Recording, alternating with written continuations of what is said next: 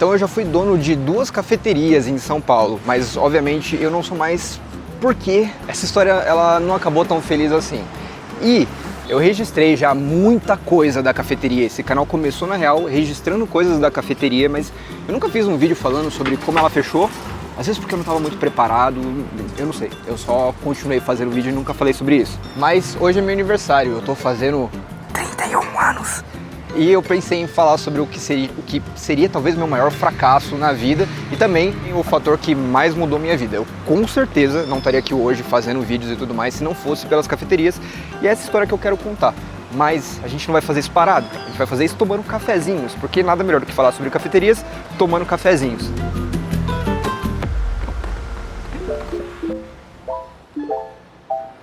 언제나 함께 있었음 해 모든 게 다 통하니까 Feels like daydreaming 너와 있을 땐 난 Tudo bem, bom dia. Tudo bem? Eu vou querer um bagel. É engraçado te ver no YouTube e te ver assim, pensando um bagel. Nunca tinha feito um vídeo tipo falando sobre por que a gente fechou e tudo mais e tal. Você vai fazer um vídeo voltado pra isso, você não vai fazer tipo roteiro. Sim. Tá. Você passa pra mim no crédito? Certo. Pode levar. Ah, é esse? Oh, brigadão, valeu. Obrigado. Tchau. Esse daqui é um bagel do Na Janela. Mas esse cubinho aqui foi o começo da história de cafeteria, né? Não de barismo, que eu vou explicar daqui a pouco, né? Mas foi o primeiro lugar. A gente abriu uma cafeteriazinha nesse cubículozinho aqui. E é muito nostálgico. Eu não paguei por esse bagel ali, porque a Deborah que estava aqui, ela deu pra gente. Eu juro que isso não estava planejado. Então eu vou contar um pouquinho mais sobre essa história da cafeteria mesmo, né? Como a gente fechou, abriu essa, fechou essa, abriu outra. Mas a gente tem que voltar um pouquinho antes, porque essa história tem que começar com eu virando barista. É importante isso.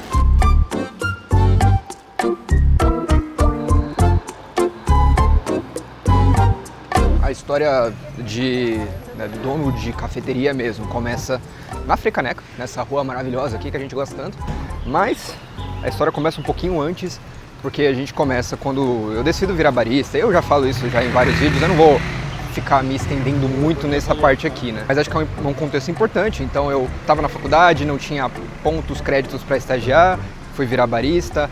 Uma pequena cafeteria lá da Vila Olímpia topou me contratar mesmo que eu não tivesse experiência. Fui treinado lá, aprendi a virar barista lá e aí conheci a pessoa que seria a minha sócia aqui na Frecaneca lá. Depois de 8, 9 meses, a gente abriu, comigo entrando com o serviço, os pais da Yasmin entrando com o dinheiro e a minha sócia entrando com o serviço e o dinheiro da outra parte. Né? E esse foi basicamente o começo da nossa carreira dentro do café, né?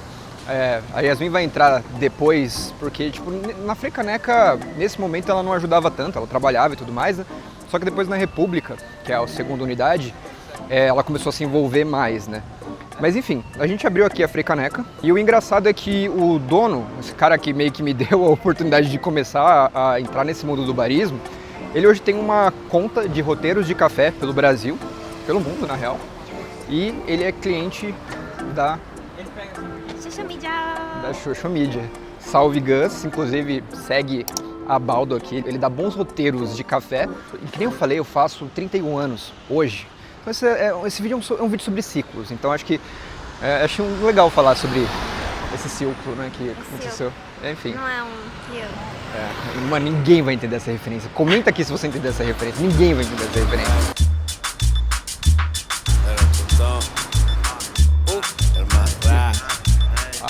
Quieres reggaetón, pide de la mexa, quieres um gordito, um pochito que la meta, quieres reggaetón. A gente vai tomar café, eu tô falando que a gente vai tomar café, a gente tá chegando numa cafeteria nova que a gente nunca experimentou. A desculpa desse vídeo foi experimentar cafés novos, né? Mas esse lugar se chama Le Chameleon, é tipo uma padariazinha mesmo, perto da Mackenzie, na rua do lugar. A gente nem ia passar aqui mesmo, mas a Júlia, que é uma estagiária lá da Push, né, empresa que eu trabalho, falou que aqui era muito bom. Vamos ver. Muito bom esse cookie. Sabe por quê? Ele é bem crocantinho por fora, mas super molinho por dentro e muito equilibrado. Tem chocolate branco no meio, e onde é branco tem acho que Nutella no meio. Mano, que café bom, velho. É de Another Salmon, é de... Bem, é uma café... Eu vou sentar e eu explico. A Another Same é uma cafeteria que tinha lá nos Jardins, ela tem toda essa vibe tipo, de moda e tudo, e eles abriram um espaço aqui na Vila Buarque, né? E é muito gostoso, eu pedi um filtrado de capim e limão, muito, muito bom.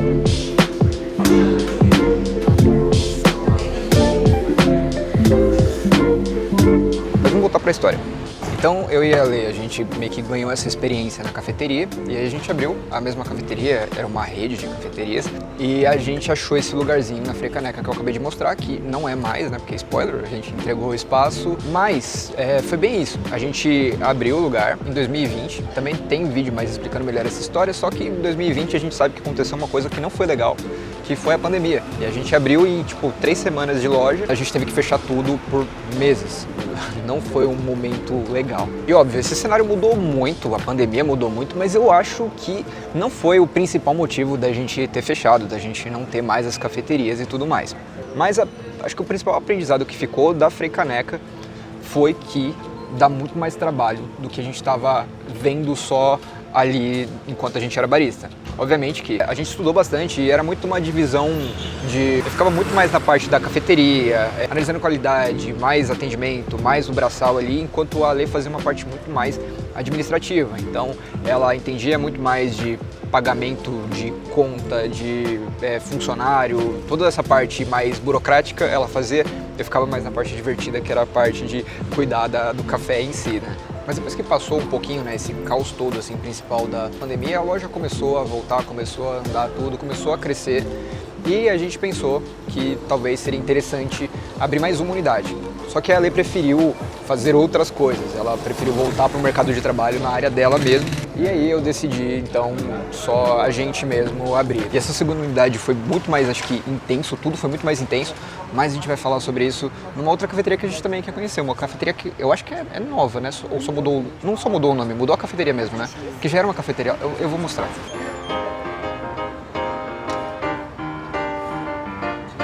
Bem, a Another Same, ela tava meio que no nosso radar, porque a Yasmin vai precisar gravar ela semana que vem. A gente fala que também, tipo, um dos... Meio que falando desse lance de ciclos de novo, né? A gente não tá mais com a cafeteria, mas o fato de ter a cafeteria, de começar a produzir conteúdo de café, meio que acabou levando a gente mais para esse meio de outras formas, né? Agora a Social Media, a empresa de social da Yasmin, faz social para Pasquale, que é a marca que importa as máquinas da Rocket, que é aquela máquina bonitona de espresso que tinha ali, e a Gina também, que é outro método que tinha ali, que estava fazendo esse quadro maravilhoso. É uma empresa que a gente acaba tendo essa conexão muito forte com o café, porque é uma empresa, a Pasquale é uma empresa que está em várias cafeterias.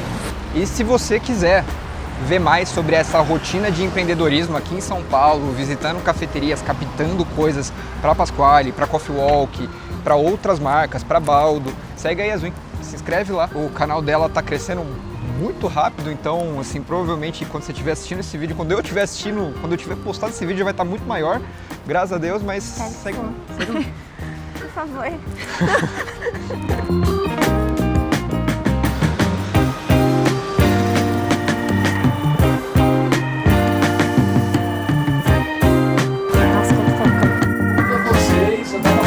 Encontrei a Yasmin no aniversário da Ana. Mano, já faz quase 40 minutos que a gente gravou o take, só que a gente passou na antiga cafeteria e aí a gente achou o Samuel.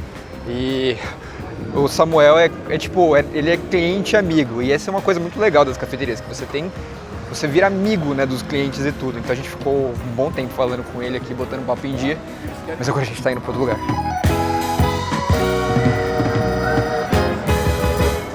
Hoje é sexta-feira, né? Meu aniversário é sexta-feira, mas eu tô trabalhando, então eu tô respondendo algumas coisas aqui, mas... Deixa eu até deixar isso mais próximo. Mas a gente veio na Brim, que era um lugar que já tinha aqui no centro. O espaço é muito bonito, mas aí mudou, e o carro-chefe deles mudou o grão, agora é Sabino, que é uma torrefação muito boa daqui de São Paulo, mas o foco dele é o tiramisu que a gente pediu. Enfim, voltando para a história, a gente abriu a República, que foi a loja que a gente foi agora para bater papo, né? E lá foi muito legal, inclusive a gente tem muitos vídeos da República, mais do que da Frecaneca, inclusive, você pode dar uma olhada em todos eles. Pode ir. chegou nosso tiramisu, mas antes, né? A gente, então aí a República foi muito mais desafiador, porque a Yasmin precisou ajudar muito mais, mesmo ela trabalhando ainda como arquiteta e tudo, teve toda a transição de carreira que você pode ver no canal dela, que nem a gente falou, né? Mas foi um aprendizado muito gigantesco, porque de fato, assim, tipo, eu não tinha ideia, mesmo abrindo a Frecaneca, ainda a ideia do que era, tipo, administrar 100% uma cafeteria. Isso é muito difícil. Mesmo sendo uma rede, né, e a gente tem um apoio, mas ao mesmo tempo também você tem os pontos negativos de não consegue fazer um marketing da sua própria cafeteria, o que era uma coisa que, bem, eu acho que, modéstia à parte, eu entendo um pouco, mas foi isso, assim, acho que esse momento da República, junto com a Frecaneca, foi, tipo, eu acho que um dos momentos mais prazerosos e mais corridos da minha vida, só que a gente não ganhava muito dinheiro com as cafeterias, e eu trabalhava bastante nelas. E a gente começou a ver o momento que elas começaram a se estabilizar cada vez mais, ou seja, assim, a gente, não importa o que a gente fizesse, a gente tinha um teto, e esse teto parecia que a gente não conseguia mais bater nele mesmo, fazendo a mesma coisa. E com as ferramentas que a gente não tinha mais muito o que fazer, né? E aí foi aí que eu comecei a pensar que eu precisava fazer outras coisas que não a cafeteria, para pagar as contas mesmo, porque estava difícil de pagar as contas só com ela. Eu vou falar sobre isso daqui a pouco, mas o tiramisu primeiro.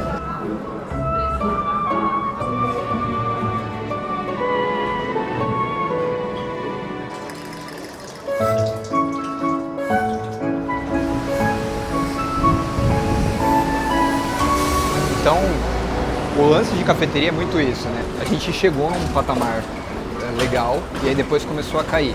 Eu acho que a gente precisaria se reinventar, tipo, sei lá, o que a Brin fez, né? E sempre se reinventar. E esse trabalho eu acho que é muito cansativo. A gente precisava disso, precisava de algo a mais para continuar atraindo clientes, para continuar se destacando num lugar, né? Tipo, o centro de São Paulo, você tem uma cafeteria abrindo toda hora, que é o que a gente quis mostrar, né? Essas duas cafeterias, elas abriram agora e, sim, você pode ter certeza que mais 2, 3 vão abrir daqui 1 mês, 2 meses, 3 meses. Infelizmente, algumas vão fechar também. É um mercado muito competitivo, então meio que a gente... Opa, desculpa, não, que isso, eu que peço perdão. Então meio que quase que eu bati na mulher, meu Deus do céu. É um mercado muito competitivo e a gente meio que se via meio que de mãos atadas, mesmo com a cafeteria, porque muitas coisas a gente não conseguia fazer. A gente fez o que pôde e eu precisava também arrumar outras fontes de renda, porque senão, como eu falei, ia ser difícil de pagar as contas, né? Nessa época eu já fazia bastante vídeos de café, você pode ver um daily vlog da volta da cafeteria da Frecaneca. Eu não recomendo você ver porque era muito ruim os vídeos, mas a gente tem esses vídeos. A gente também fez um daily vlog da abertura da República também, tá tudo lá. E aí eu já tinha uma experiência também com audiovisual. Foi aí que eu comecei a entrar cada vez mais nessa parte de audiovisual e sair me distanciar da cafeteria.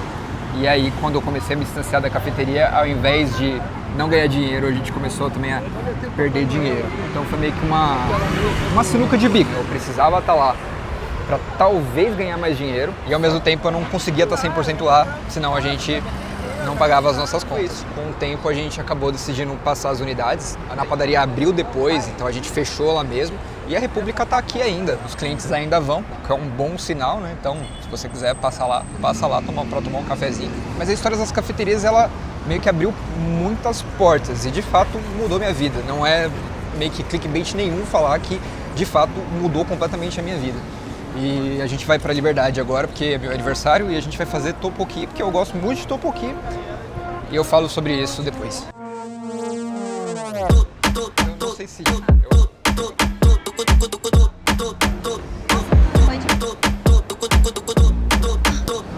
É indiscutível que sim, foi um grande fracasso a nossa experiência com cafeterias, porque de fato a gente não ganhou nada com elas, sabe?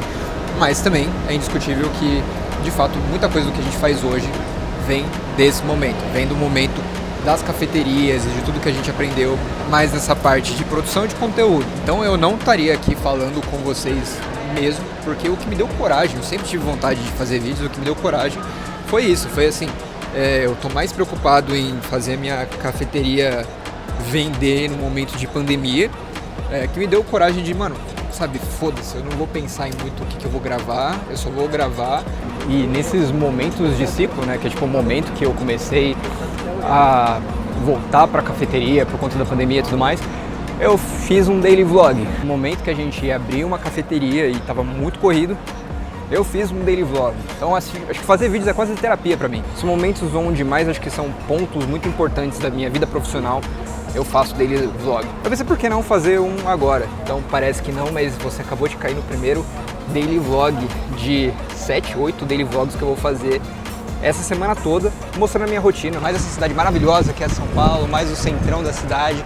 Então se você gosta da cidade, você quer ver um pouquinho mais, porque é isso, eu quero me desafiar. Então amanhã, esse vídeo foi gravado bem antes, 18 de julho, mas eu vou gravar um vídeo no dia seguinte ele tá postado. E no final de todos esses dias eu quero fazer um mega Q&A de perguntas e respostas que eu nunca fiz no canal. São quase 70 mil pessoas aqui, eu nunca fiz o Q&A. Então pergunta aqui o que você quer saber de cafeteria. Se você não entendeu alguma coisa daqui, eu vou responder nesse vídeo. Se você quer saber alguma coisa sobre como é morar em São Paulo, meu Deus, você tá aumentando demais. Então vai comentando durante esses dias, eu vou ler esses comentários pro dia seguinte já mesmo, né? E óbvio, né? Se você é membro com R$4,99, você tem esses vídeos um pouquinho antes das pessoas. Mas é isso, daily vlog de uma semana em São Paulo em 2025. Eu não tenho ideia do porquê que eu tô fazendo isso, mas eu tô fazendo. É isso. Eu acho que é só porque eu gosto muito de fazer vídeo.